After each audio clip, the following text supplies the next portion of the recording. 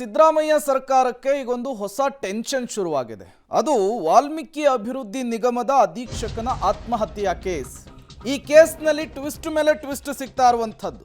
ಮೃತ ಚಂದ್ರಶೇಖರನ್ ಮನೆಗೆ ಸಿಐಡಿ ತಂಡ ಭೇಟಿಯನ್ನ ಕೊಟ್ಟಿದೆ. ಮನೆಯಲ್ಲಿದ್ದಂತಹ ಪೆನ್ ಡ್ರೈವ್ ಅನ್ನು ತೆಗೆದುಕೊಂಡು ಹೋಗಿದೆ ಸಿಐಡಿ ಟೀಮ್. ವಾಲ್ಮೀಕಿ ನಿಗಮದ ವ್ಯವಸ್ಥಾಪಕ ನಿರ್ದೇಶಕನಿಗೆ ಸೇರಿದಂತಹ ಪೆನ್ ಡ್ರೈವ್ ಇದು ಅನ್ನುವಂತಹ ವಿಚಾರ ಗೊತ್ತಾಗ್ತಾ ಇದೆ. ಹಾಗಾದ್ರೆ ಆ ಪೆನ್ ಡ್ರೈವ್ ನಲ್ಲಿ ಏನಿದೆ? ಭ್ರಷ್ಟಾಚಾರದ ಮಾಹಿತಿ ಇದೆಯಾ? ಚಂದ್ರಶೇಖರನ್ ಸಾವಿನ ರಹಸ್ಯ ಪೆನ್ ಡ್ರೈವ್ ಮೂಲಕ ಬಹಿರಂಗವಾಗುತ್ತಾ? ಅದು ಈಗಿರುವಂತಹ ಪ್ರಶ್ನೆ. 45 ನಿಮಿಷಗಳ ಕಾಲ ವಿಚಾರಣೆಯನ್ನ ಮಾಡಿದ್ದಾರೆ ಸಿಐಡಿ ಅಧಿಕಾರಿಗಳು. ಈಗಾಗಲೇ 3 ಹೆಸರನ್ನ ಉಲ್ಲೇಖಿಸಿ ಅವರು ಒಂದು ಡೆತ್ ನೋಟ್ ಅನ್ನ ಬರೆದಿಟ್ಟು ಆತ್ಮಹತ್ಯೆಗೆ ಶರಣಾಗಿರುವಂತಹ ಮನೆಗೆ ಬಂದು ಮನೆಯಲ್ಲಿ ಅವರ ಪತ್ನಿಯನ್ನ ವಿಚಾರಣೆ ನಡೆಸಿದ್ದಾರೆ.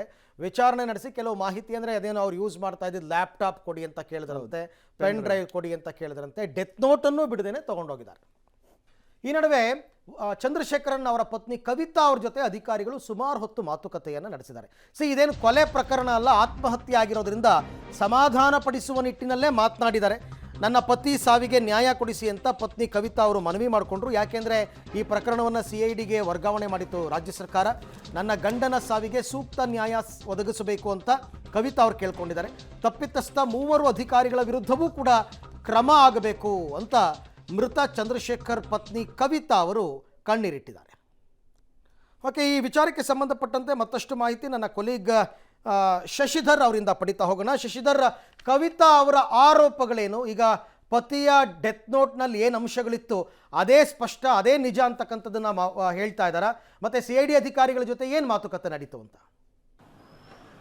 ಖಂಡಿತವಾಗಿಯೂ ಅರವಿಂದ್, ಏನು ವಾಲ್ಮೀಕಿ ಅಭಿವೃದ್ಧಿ ನಿಗಮದ ಅಧಿಕಾರಿ ಚಂದ್ರಶೇಖರ್ ಕಳೆದ ಸೋಮವಾರ ಆತ್ಮಹತ್ಯೆಗೆ ಶರಣಾಗಿದ್ದು, ಅಂದರೆ ಇಲಾಖೆಯಲ್ಲಿ 100 ಕೋಟಿ ಅವ್ಯವಹಾರ ಆಗಿದೆ. ಆ ಹಿನ್ನೆಲೆಯಲ್ಲಿ ಅದನ್ನು ನಾನು ಸರಿಪಡಿಸೋಕ್ಕಾಗದೆ ಕಾರಣ ಅಥವಾ ಜೊತೆಗೆ ನನ್ನ ಮೇಲೆ ಆರೋಪ ಬರ್ಬೋದು ಅನ್ನೋ ಹಿನ್ನೆಲೆಯಲ್ಲಿ ಅವರು ಆತ್ಮಹತ್ಯೆಗೆ ಶರಣಾಗಿದ್ದರು. ಹೀಗಾಗಿ ಈ ಪ್ರಕರಣದಲ್ಲಿ 3 ಅಧಿಕಾರಿಗಳನ್ನ ಹೆಸರನ್ನು ಬರೆದಿಟ್ಟು ಅವರು ಆತ್ಮಹತ್ಯೆಗೆ ಶರಣಾಗಿದ್ದಾರೆ. ಹೀಗಾಗಿ ಸರ್ಕಾರ ಏನು ಕೋಟ್ಯಾಂತರ ರೂಪಾಯಿ ಅವ್ಯವಹಾರದ ಆರೋಪ ಹೊರಬಂತು. ಹೀಗಾಗಿ ಸಿಐಡಿ ತನಿಖೆಗೆ ಕೂಡ ವಹಿಸಿದೆ. ಹೀಗಾಗಿ ಸಿಐಡಿ ಅಧಿಕಾರಿಗಳು ಈಗಾಗಲೇ ಶಿವಮೊಗ್ಗದ ಚಂದ್ರಶೇಖರನ್ ನಿವಾಸಕ್ಕೆ ಜೊತೆಗೆ ವಿನೋದ್ ನಗರ ಠಾಣೆಗೂ ಕೂಡ ಭೇಟಿ ನೀಡಿದರು. ಚಂದ್ರಶೇಖರನ್ ನಿವಾಸದಲ್ಲಿ ಸುಮಾರು 45 ನಿಮಿಷಗಳ ಕಾಲಕ್ಕೂ ಹೆಚ್ಚು ಕಾಲ ಆ ಕುಟುಂಬದ ಜೊತೆ ಮಾತುಕತೆ ಕೂಡ ನಡೆಸಿದ್ದಾರೆ. ಜೊತೆಗೆ ಅಗತ್ಯ ದಾಖಲೆಗಳನ್ನು ಕೂಡ ಕೊಂಡೊಯ್ದಿದ್ದಾರೆ. ಅಂದರೆ ಚಂದ್ರಶೇಖರನ್ ಪತ್ನಿಯವರು ಹೇಳೋ ಪ್ರಕಾರ ಅಧಿಕಾರಿಗಳ ಹತ್ರ ಸಾಕಷ್ಟು ಅವಲತ್ತುಕೊಂಡ್ರು, ಕಣ್ಣೀರು ಕೂಡ ಇಟ್ಟರು. ಅಂದರೆ ನನ್ನ ಪತಿ ಎಡಿ ಅಲ್ಲ, ಯಾವುದೇ ಕಾರಣಕ್ಕೂ ಭ್ರಷ್ಟಾಚಾರದಲ್ಲಿ ಆತ ತೊಡಗಿರಲಿಲ್ಲ, ಆದರೆ ಯಾರೋ ಮಾಡಿದ್ದ ಅನ್ಯಾಯಕ್ಕೆ ಬಲಿಯಾಗಿದ್ದಾರೆ. ಹೀಗಾಗಿ ನ್ಯಾಯ ಕೊಡಿಸ್ಬೇಕು. 3 ಅಂದರೆ ಪತಿ 3 ಅಧಿಕಾರಿಗಳ ಹೆಸರನ್ನು ಯಾರನ್ನು ಬರೆದಿದ್ದಾರೆ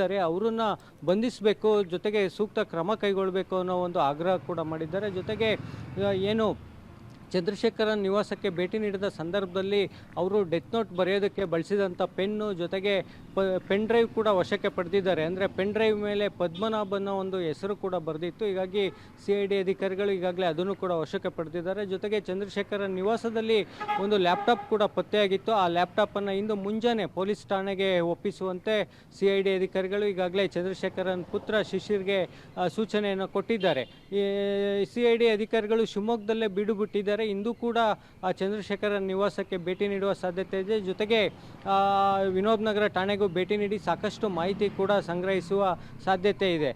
ಜೊತೆಗೆ ಚಂದ್ರಶೇಖರನ್ ಅವರ ಕುಟುಂಬದ ಆಗ್ರಹ ಒಂದೇ ಆಗಿದೆ, ನನ್ನ ಪತಿ ಎಡಿ ಅಲ್ಲ, ಯಾವುದೇ ಭ್ರಷ್ಟಾಚಾರ ಮಾಡಿಲ್ಲ. ತಮ್ಮ ಎಲ್ಲ ಮಾಹಿತಿಗೆ ಧನ್ಯವಾದ. ವಾಲ್ಮೀಕಿ ಅಭಿವೃದ್ಧಿ ನಿಗಮದಲ್ಲಿ ಭ್ರಷ್ಟಾಚಾರ ಅವ್ಯವಹಾರ ನಡೆದಿದೆ ಎಂದು ಆರೋಪದ ಹಿನ್ನೆಲೆಯಲ್ಲಿ ಆ ಇಲಾಖೆಯಲ್ಲಿ ಕೆಲಸ ಮಾಡುತ್ತಿದ್ದಂಥ ಚಂದ್ರಶೇಖರ್ ನಿನ್ನೆ ಆತ್ಮಹತ್ಯೆ ಮಾಡಿಕೊಂಡಿದ್ದಾರೆ. ಇದೀಗ ನಮ್ಮ ಜೊತೆ ಮಾತಾಡೋದಕ್ಕೆ ಚಂದ್ರಶೇಖರ್ ಅವರ ಪತ್ನಿ ಕವಿತಾ ಕೂಡ ಇದ್ದಾರೆ. ಆ ಪ್ರಕರಣವನ್ನು ಈಗಾಗಲೇ ಸರ್ಕಾರ ಸಿಐಡಿಗೂ ಕೂಡ ವಹಿಸಿದೆ. ಸಿಐಡಿ ಅಧಿಕಾರಿಗಳು ಕೂಡ ಈಗಾಗಲೇ ಚಂದ್ರಶೇಖರ್ ನಿವಾಸಕ್ಕೆ ಭೇಟಿ ನೀಡಿ ಕುಟುಂಬಸ್ಥರ ಜೊತೆ ಮಾತುಕತೆ ನಡೆಸಿದ್ದಾರೆ. ಈ ಬಗ್ಗೆ ಮಾತನಾಡೋದಕ್ಕೆ ಸ್ವತಃ ಚಂದ್ರಶೇಖರ್ ಪತ್ನಿ ಕವಿತಾ ಅವರು ಇದ್ದಾರೆ. ಅವ್ರನ್ನ ಕೇಳೋಣ. ಮೇಡಮ್, ಏನಾಯಿತು ಘಟನೆ? ಸರ್, ಅವರು ಸಿಐಡಿಗೆ ಒಪ್ಪಿಸಿದ್ದಾರೆ ಸರ್. ಅವರು ಸಿಐಡಿ ಅವ್ರು ಬಂದು ಎನ್ಕ್ವೈರಿ ಮಾಡ್ಕೊಂಡು ಹೋದ್ರು ಸರ್.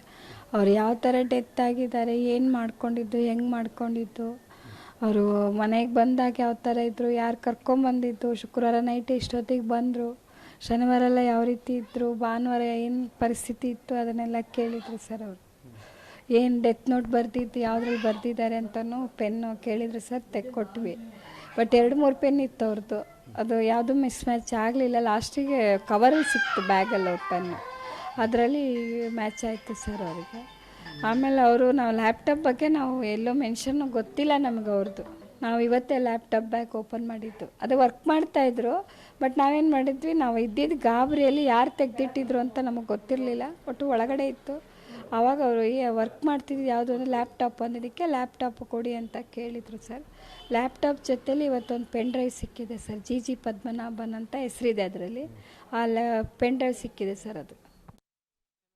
ಸೊ ಈಗ CID ಅವರು ಸರ್ಕಾರಕ್ಕೊಂದು ಸವಾಲು ಇಂಥ ಪ್ರಕರಣಗಳೆಲ್ಲವೂ ಕೂಡ. ಯಾಕೆಂದರೆ ಸರ್ಕಾರದ ಅಂದರೆ ಇಲಾಖೆ ಮೇಲೆ ಬ್ರಹ್ಮಾಂಡ ಭ್ರಷ್ಟಾಚಾರದ ಆರೋಪ ಮಾಡಿ ಆತ್ಮಹತ್ಯೆ ಮಾಡ್ಕೊಂಡಿರೋದ್ರಿಂದ ಸರ್ಕಾರ ಇದನ್ನು ಯಾವ ರೀತಿ ಹ್ಯಾಂಡಲ್ ಮಾಡುತ್ತೆ, CID ಅವರು ಯಾವ ರೀತಿ ತನಿಖೆ ಮಾಡ್ತಾರೆ ಅಂತಕ್ಕಂಥದ್ದನ್ನು ಕಾದು ನೋಡೋಣ.